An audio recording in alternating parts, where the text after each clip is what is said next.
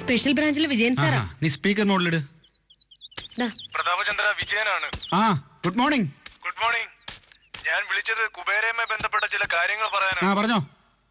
അതെ, കാട്ടാക്കട, നെടുമങ്ങാട്, നെയ്യാറ്റിൻകര പ്രദേശങ്ങളിലൊക്കെ ബ്ലേഡ് പലിശയ്ക്ക് പണം കൊടുക്കുന്നവരൊക്കെ മറ്റൊരാളുടെ ബിനാമികളാണ്. ചെക്കും ഡോക്യുമെന്റ്സും ഒക്കെ സൂക്ഷിക്കുന്നത് അയാളാണ്. അതാരാ അങ്ങനെ ഒരാള്? അതെനിക്കറിയില്ല. അതിനെക്കുറിച്ച് അന്വേഷിക്കാൻ വേണ്ടിയാ പ്രതാപ ഞാൻ തന്നെ വിളിച്ചത്. എന്റെ സ്റ്റേഷൻ അതിർത്തിയിലെ കാര്യങ്ങൾ ഞാൻ നോക്കിയാ പോരെ വിജയ? അതെ പ്രതാപ, പണം പലിശയ്ക്ക് കൊടുക്കുന്ന ബിനാമികൾ പലരും മിക്ക ആഴ്ചകളിലും തച്ചൻകൂട് വന്ന് പോകുന്നുണ്ട്. എന്റെ സംശയം അവർക്ക് പണം കൊടുക്കുന്ന സ്രോതസ് ആ ഭാഗത്ത് എവിടെയോ ആണെന്നാണ്. ഞാനൊന്ന് അന്വേഷിക്കാം വിജയ. ഓക്കെ. ഓഫി, ബ്ലേഡ് പലിശക്കാരുടെ തല ഒരുത്തൻ തച്ചങ്കോടുണ്ടെന്ന്. സ്പെഷ്യൽ ബ്രാഞ്ചിന് വേറെ പണിയൊന്നുമില്ല. ആലിസേ, ചിലപ്പോ ഒട്ടുപാലക്കൽ ഫ്രാൻസിസ് എന്ന നിന്റെ അപ്പനായിരിക്കോ ഈ തല? ഒരു തവണ അറസ്റ്റ് ചെയ്ത് ഉണ്ടായിരുന്നല്ലേ കസ്റ്റഡിയിൽ എടുത്തല്ലേ? എത്ര കഷ്ടപ്പെട്ടിട്ടാ അപ്പൻ അതിൽ നിന്ന് രക്ഷപ്പെട്ടേന്നറിയൂ. ഇനി ഇതിന്റെ പേരിൽ അപ്പനെ കസ്റ്റഡിയിൽ എടുത്താ ദൈവശാപം കിട്ടും കേട്ടോ. പിന്നെ എന്തെങ്കിലും ഒരു സൂചന കിട്ടാതെ വിജയൻ ഇങ്ങനെ പറയില്ല. തച്ചങ്കോട് ഒരാൾ അങ്ങനെ ഉണ്ടെങ്കിൽ അവനെ കസ്റ്റഡിയിൽ എടുക്കേണ്ടത് എന്റെ ഉത്തരവാദിത്വം. നടന്നതുവാ. കൂടിപ്പോയാൽ ഒരു 5 ലക്ഷം രൂപ വരെ പലിശയ്ക്ക് കൊടുക്കുന്ന ഞാഞ്ഞൂല് ബ്ലേഡുകാരെ പിടിക്കാനല്ലേ ഇത്രയും നാളും പറ്റുള്ളൂ. കൊമ്പന്മാരെ പിടിക്കണമെങ്കിലേ തന്റെ ഇടം വേണം. തന്റെ അടുത്ത ചോദ്യം ചെയ്യരുത്. പ്രതാപേട്ടന്റെ കാര്യം മാത്രമല്ല, സ്റ്റേഷനിലെ അവസ്ഥകളും ഇങ്ങനെയൊക്കെ തന്നെയാ. മേലുദ്യോഗസ്ഥരെ കാണിക്കാനും മുട്ടിന് വാർത്ത വരുവാനും കുറച്ച് റെയ്ഡുകൾ. കോടികളുടെ ഇടപാട് നടത്തുന്നവർ കാണേണ്ടവരെ കാണേണ്ടതുപോലെ കണ്ടാൽ അവർക്കൊക്കെ പിന്നെ VIP പരിഗണന. ഇക്കാര്യത്തിൽ ഏത് VIP ആണെങ്കിലും ഞാൻ പൊക്കിയിരിക്കും. അങ്ങ് ചെല്ല്. SI പ്രതാപചന്ദ്രന്റെ തല റോഡിൽ കിടന്ന് ഉരുളും. ഞാൻ പേടിപ്പിക്കാൻ വേണ്ടി പറഞ്ഞതല്ല. തലപ്പത്തെ കക്ഷികളെ പിടിക്കാൻ പോയാൽ ഉണ്ടാകുന്ന ഭവിഷ്യത്ത് പറഞ്ഞതാ. ഒന്നിൽ തൊപ്പി തെറിക്കും, അല്ലെങ്കിൽ തല തെറിക്കും. അങ്ങനെ പേടിച്ച് മുന്നോട്ട് വെച്ച കാൽ പിന്നോട്ട് എടുക്കുന്നവനല്ല SI പ്രതാപചന്ദ്രൻ. ബ്ലേഡുകാരുടെ റാണി ഈച്ചയെ പിടിച്ച് തച്ചങ്കോടിനെ സമ്പൂർണ്ണ പലിശ വിമുക്ത പ്രദേശമാക്കിയ ഞാനാണ്. എന്റെ പ്രതാപേട്ട, ഒരു SIയോ നമ്മുടെ ഡിപ്പാർട്ട്മെന്റിന്റെ സർവ്വസന്നാഹങ്ങളോ ഇറങ്ങിയാലും ഈ ബ്ലേഡ് പലിശക്കാരെ ഇല്ലാതാക്കാൻ കഴിയില്ല. അതിന് സാധാരണക്കാരന് ഏറ്റവും കുറഞ്ഞ പലിശയ്ക്ക് പണം കൊടുക്കാൻ ബാങ്കുകൾ തയ്യാറാവണം. ഇപ്പോഴത്തെ സ്ഥിതി എന്താ? വീട് വെക്കാൻ, അല്ലെങ്കിൽ ഒരു കല്യാണ ആവശ്യത്തിന്, അടിയന്തരമായ ഒരു ആശുപത്രി കാര്യത്തിന്, അതോ അല്ലെങ്കിൽ കുട്ടികളുടെ വിദ്യാഭ്യാസത്തിന്, ഇതിനൊക്കെയല്ലേ പണത്തിന് ആവശ്യം. ബാങ്കുകളുടെ ഫോർമാലിറ്റീസിന് മുന്നിൽ മാസങ്ങൾ കാത്തിരിക്കാൻ പറ്റുമോ? അപ്പോഴെന്ത് ചെയ്യും? പെട്ടെന്ന് കിട്ടാവുന്നിടത്തുനിന്ന് വാങ്ങും. ആ അവസ്ഥ മാറി വളരെ പെട്ടെന്ന് വായ്പകൾ ആവശ്യക്കാരിലെത്തിക്കാൻ ബാങ്കുകൾ തയ്യാറായാൽ ബ്ലേഡുകാർ തന്നെ ഇല്ലാതായിക്കോളും. പണം കൊടുക്കുന്നതും വാങ്ങുന്നതുമല്ല ആലിസ് ഇവിടുത്തെ പ്രശ്നം. കള്ളപ്പണം ധാരാളമായി ഒഴുകുന്നു. അതിന് നിയന്ത്രണം വേണമെങ്കിൽ ഈ കൊള്ളപ്പലിശക്കാരെ പിടികൂടണം. അങ്ങനെ ബ്ലേഡുകാർക്ക് കള്ളപ്പണം എത്തിച്ചു കൊടുക്കുന്ന ഒരുവൻ തച്ചങ്കോടുണ്ടെങ്കിൽ ഞാൻ എന്ത് റിസ്ക് എടുത്തും അവനെ കസ്റ്റഡിയിൽ എടുത്തിരിക്കും.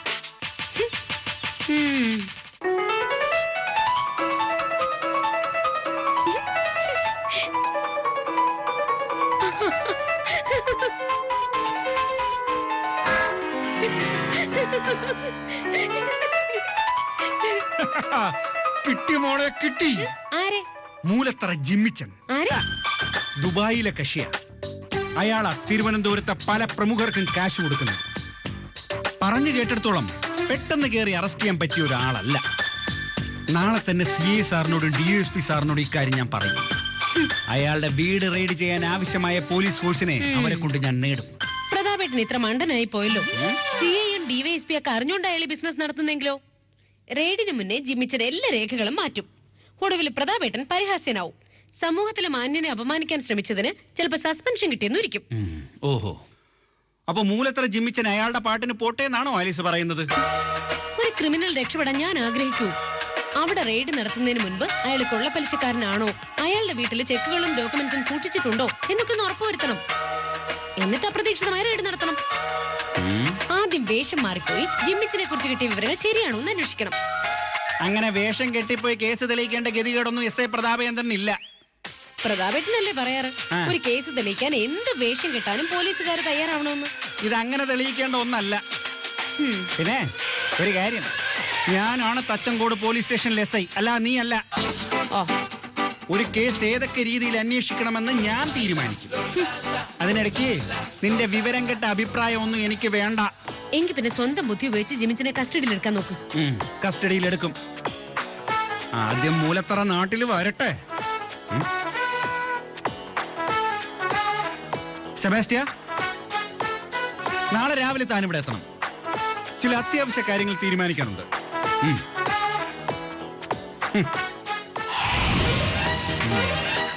കാര്യങ്ങൾ വളരെ പ്ലാൻഡ് ആയിരിക്കും. ജിമ്മിച്ചിനെ പോലെ ഒരു പെരുമ്പാമ്പിനെ കൊടുക്കാൻ നമ്മളെ കൊണ്ട് പറ്റൂ സാറേ. സെബാസ്റ്റ്യ, പല കൊലക്കൊമ്പന്മാരും മുട്ടുകുത്തിയിരിക്കുന്നത് ശക്തിയുടെ മുന്നിലല്ല, ബുദ്ധിയുടെ മുന്നിലാ. ഇക്കാര്യത്തിൽ നമ്മൾ ഒരുപാട് പിന്നിലാണല്ലോ. എല്ലാരും സെബാസ്റ്റ്യനെ പോലെയാണെന്ന് ധരിക്കരുത്. ജിമ്മിച്ചൻ തന്ത്രശാലിയായ കള്ളപ്പണക്കാരനാണെങ്കിൽ SI പ്രതാപചന്ദ്രൻ അയാളെ പൂട്ടാൻ കഴിവുള്ള കുതന്ത്രശാലിയാണ്. സാറിന് അങ്ങനെ ഉറപ്പുണ്ടെങ്കിൽ നമുക്ക് ധൈര്യമായിട്ട് ഇറങ്ങാം. അങ്ങനെ ഓടിച്ചാടി ചെന്നാലൊന്നും മൂലത്തറ ജിമ്മിച്ചനെ പിടിക്കാൻ കഴിയില്ല. ആദ്യം വേഷം മാറിപ്പോയി അയാളുടെ ബിസിനസ് എന്താണെന്ന് പഠിക്കണം. വേഷം മാറുന്ന പരിപാടി കൊള്ളാം. നമ്മളെ ആരും തിരിച്ചറിയാത്ത രീതിയിൽ വേഷം മാറി നമ്മൾ അയാളുടെ വീട്ടിലെത്തുന്നു. ഞാൻ പിച്ചക്കാരനാവാം. അതാവുമ്പോ ഫാൻസി ഡ്രസ് മത്സരത്തിൽ എനിക്ക് 1ാം സമ്മാനം കിട്ടിയിട്ടുണ്ട്. പിച്ചക്കാരൻ കോടികളുടെ പണമിടപാട് നടത്തുന്ന അയാളുടെ അടുത്ത് നന്നായിരിക്കും. എന്ത് വേഷം വേണമെന്ന് ഞാൻ തീരുമാനിച്ചിട്ടുണ്ട് സാർ. ഞാൻ ഒരുപാട് നേരം ആലോചിച്ചതിന് ശേഷമാണ് ഈ വേഷം മാറി പോകുന്ന കാര്യം തീരുമാനിച്ചത്. SI പ്രതാപചന്ദ്രൻ ഒരു ഐഡിയ ഫോം ചെയ്താൽ അത് പാളിപ്പോവാൻ പാടില്ലല്ലോ. ഞാൻ തിരുവനന്തപുരം കഴക്കൂട്ടത്ത് ബിസിനസ് ചെയ്യാൻ ആഗ്രഹിക്കുന്ന പഞ്ചാബി രൺവീർ സിംഗ്. താൻ ഡയമണ്ട് ബിസിനസ് നടത്തുന്ന സദാനന്ദ സേഠ്. നമുക്ക് പെട്ടെന്ന് 2 കോടി രൂപയുടെ ആവശ്യമുണ്ട്. സേട്ടിന്റെ കണിയാപുരത്തുള്ള 2 ഏക്കർ സ്ഥലം ഈട് വെച്ച് അർജന്റായി 3 ദിവസത്തിനകം 2 കോടി രൂപ സർദാർജിക്ക് കൊടുക്കണം. അല്ല, സാറിന് പഞ്ചാബി അറിയാമോ? അത്യാവശ്യം ഹിന്ദി പറയാം. സിംഗം സേട്ടും കേരളത്തിൽ വന്നിട്ട് 10-15 വർഷമായെന്നും അതുകൊണ്ട് മലയാളം എഴുതാനും വായിക്കാനും നന്നായിട്ട് സംസാരിക്കാനും അറിയാം എന്ന് അയാളെ വിശ്വസിപ്പിച്ചാൽ മതി. മൂലത്തറ ജിമ്മിച്ചനെ പിടിക്കാനാണോ രാവിലെ ഈ ചർച്ച? അതെ, നമ്മുടെ നമ്മുടെ പ്ലാനിങ് വേറെ ആരും അറിയണ്ട. വേറെ ആരുമല്ലല്ലോ, ഇത് ആലീസ് അല്ലേ? വേണ്ട, സ്ത്രീകൾക്ക് രഹസ്യം സൂക്ഷിക്കാൻ അറിയില്ല, ചോരും. അതെ, നിങ്ങൾ എന്താ പ്ലാൻ ചെയ്തിരിക്കുന്നത് എന്നോട് കൂടി പറഞ്ഞാൽ അതിലെന്തെങ്കിലും അപാകത ഉണ്ടെങ്കിൽ അത് പരിഹരിച്ച് മുന്നോട്ട് പോ. അപാകതയോ? SI പ്രതാപചന്ദ്രന്റെ പ്ലാനിങ്ങിലോ? തുടങ്ങിയിട്ടേ ഉള്ളൂ. വളരെ കൃത്യമായിട്ട് അളന്ന് കുറിച്ചാണ് ഞാൻ പ്ലാൻ ചെയ്തിരിക്കുന്നത്. പ്രതാപേട്ടന്റെ അളവായതുകൊണ്ടാണ് ഞാനിത് പറഞ്ഞത്. അത് ശരിയാ സാറേ. ആലീസിനെ കൂടെ ഇരുത്തി നമുക്ക് ഈ ഓപ്പറേഷൻ വിശദമായിട്ടൊന്ന് ചർച്ച ചെയ്താലോ? ഇനി ചർച്ച ചെയ്യാൻ ഒന്നുമില്ല, എല്ലാം ഞാൻ തീരുമാനിച്ചു കഴിഞ്ഞു. എങ്കിൽ പിന്നെ അതുപോലെ തന്നെ നടക്കട്ടെ. ജിമ്മിച്ചന്റെ ഗുണ്ടകൾ എടുത്തിട്ട് പെരുമാറിയേ എല്ലു നുറുങ്ങി വന്നാലേ ഞാൻ തിരിഞ്ഞു നോക്കത്തില്ല. പോ. നമ്മുടെ പ്ലാനിങ് ആലീസിനോട് അറിഞ്ഞാൽ എന്താ സാറേ കുഴപ്പം? അതൊന്നും ശരിയാവില്ല. നമ്മളിപ്പോ അത് ആലീസിനോട് പറയും, ആലീസ് അത് സബീനയോട് പറയും, പിന്നെ നാട് മുഴുവൻ അറിയും. ഉള്ളതാ. അതുകൊണ്ടാ ഞാനിങ്ങനെ അതീവ ജാഗ്രത വേണ്ട പല കാര്യങ്ങളും ആലീസിനോട് പറയാത്തത്. എപ്പോഴാ ജിമ്മിച്ചന്റെ അടുത്ത് പോകുന്നത്? ഉച്ചയോടുകൂടി പോവാം. പോകുന്നതിന് മുൻപ് സെബാസ്റ്റ്യൻ സേട്ടുവും ഞാൻ പഞ്ചാബിയുമാകണം. പിന്നൊരു കാര്യം, ഒരു കാരണവശാലും നമ്മൾ വേഷം മാറിയാണ് കേസ് അന്വേഷിക്കാൻ പോകുന്നതെന്ന് ആലീസ് അറിയരുത്. ഞാൻ പറയില്ല സാർ. എങ്കിൽ ഇപ്പൊ തന്നെ പൊയ്ക്കോ. പോയി നമുക്ക് ഫാൻസി ഡ്രസ്സിനുള്ള വേഷങ്ങൾ റെഡിയാക്കാം. ശരി സാർ.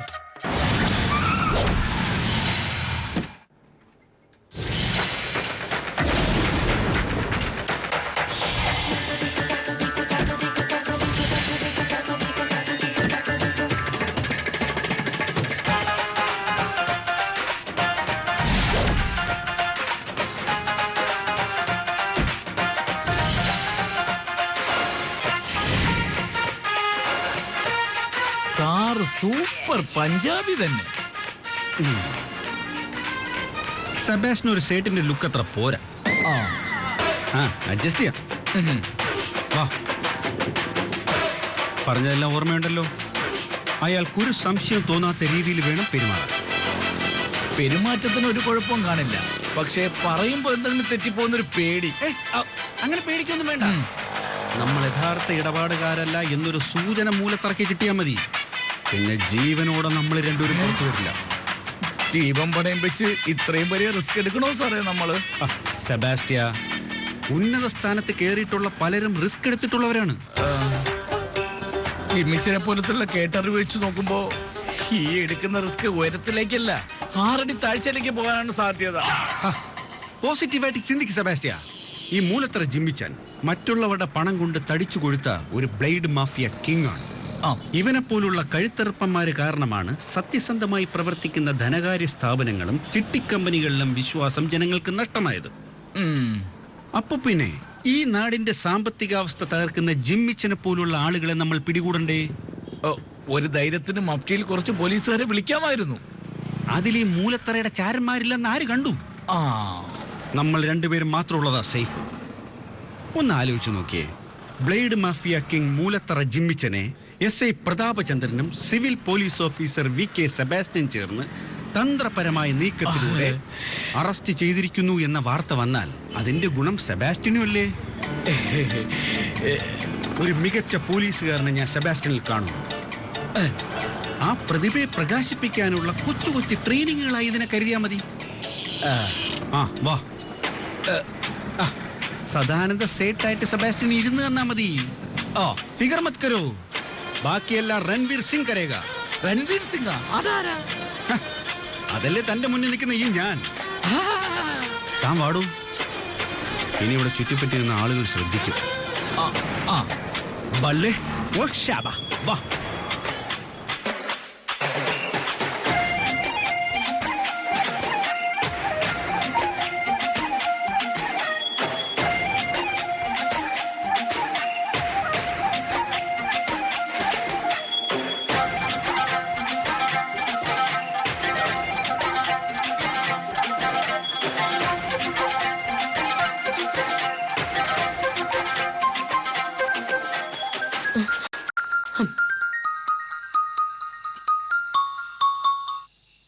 ഹലോ, ഇത് എവിടെയാ? സ്റ്റേഷനിൽ നിന്ന് ഉച്ചയായപ്പോ സെബാസ്റ്റിനെ കൂട്ടി പോയതാണല്ലോ. ഞാൻ ഒരു ക്രിമിനലിനെ കസ്റ്റഡിയിൽ എടുക്കാനുള്ള തന്ത്രപ്രധാനമായ ഒരു ഓപ്പറേഷനിലാണ്. ഞാൻ എത്ര തവണ വിളിച്ചു. മൊബൈൽ സൈലന്റ് ആണ്. ഞാനിപ്പോ വിളിച്ചതേ എന്റെ മിഷൻ പൂർത്തിയായിട്ടില്ല. അതുകൊണ്ട് ഞാൻ ചിലപ്പോ രാത്രി വൈകും, ചിലപ്പോ ഞാൻ രാവിലെ എത്തും. നീ ഭക്ഷണം കഴിച്ചിട്ട് കിടന്നോ. രാത്രിയിൽ എന്ത് പരിപാടിയാ? ആലിസേ, കള്ളന്മാരെ പോലെ തന്നെ രാത്രിയിൽ ഉണർന്നിരുന്ന് പോലീസ് ഉദ്യോഗസ്ഥനും ജോലി ചെയ്യേണ്ടി വരും. ഞാനിപ്പോ ചെയ്യുന്ന വർക്കിന്റെ റിസൾട്ട് വരുമ്പോ നീ എന്നെ അഭിനന്ദിക്കും. അപ്പോ ഓക്കെ, ഗുഡ് നൈറ്റ്.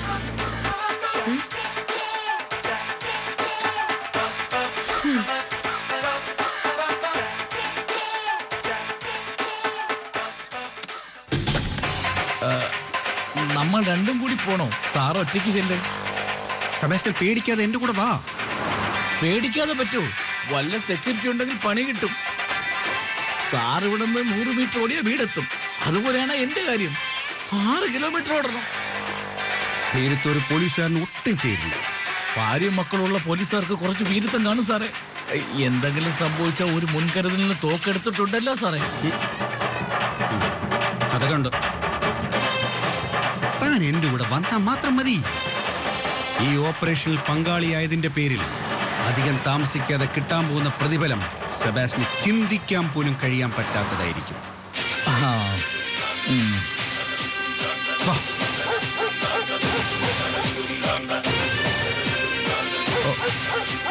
സാറേ, ഇത് പൂട്ടിയിരിക്കുകയാണ്. ഓ, സമാധാനം.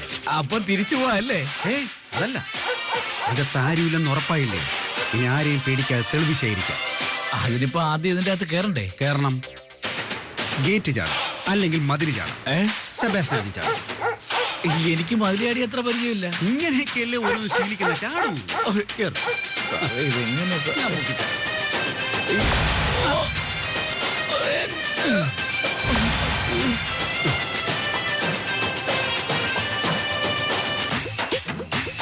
കുരങ്ങനെ പോലെ അള്ളി പിടിച്ചിരിക്കാതെ ചാട്.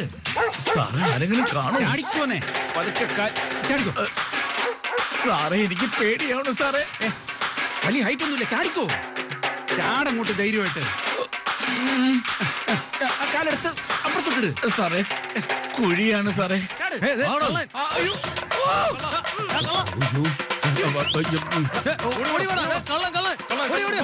അയ്യോ സാറേ, എന്നെ കുറിച്ചിറങ്ങിട്ട് പോ സാറേ. എങ്ങനെയും ഓടി രക്ഷപ്പെട്ടോ. എങ്ങനെ?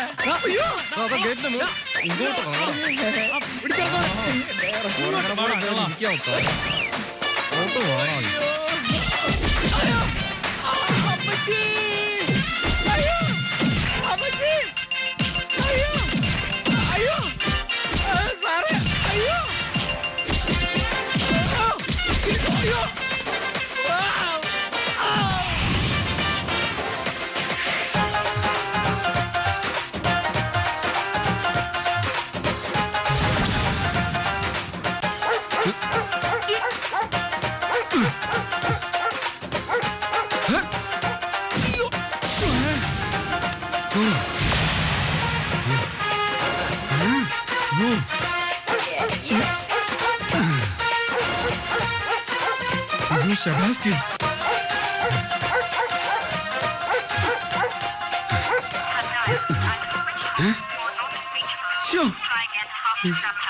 സെബാസ്റ്റ്യനെ അവർ കൊന്ന കൂട്ടിയിരിക്കുകയാണല്ലോ. ആലിസ് എവിടെ പോയി?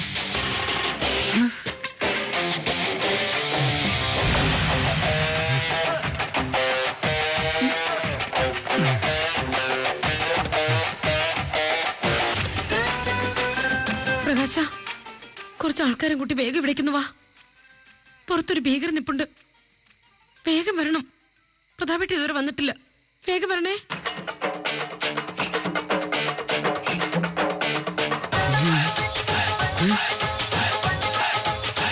തോക്കിതെവിടെ പോയി?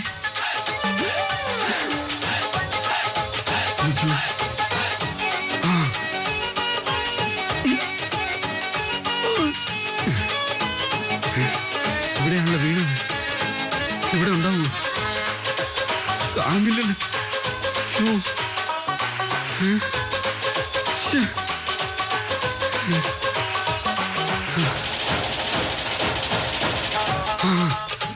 കിട്ടി. ഓ ഭാഗ്യം. സെബാസ്റ്റ്യന്റെ കാര്യം എന്തായി കാണുമെന്തോ. ഇവിടെ ഉണ്ട്.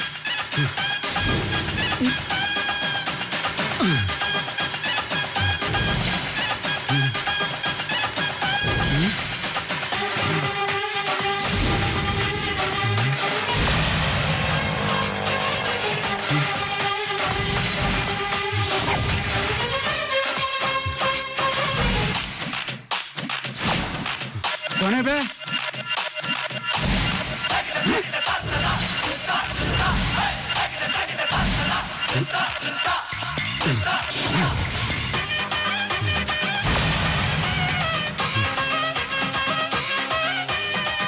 अनी पोर्द शूटिंग है.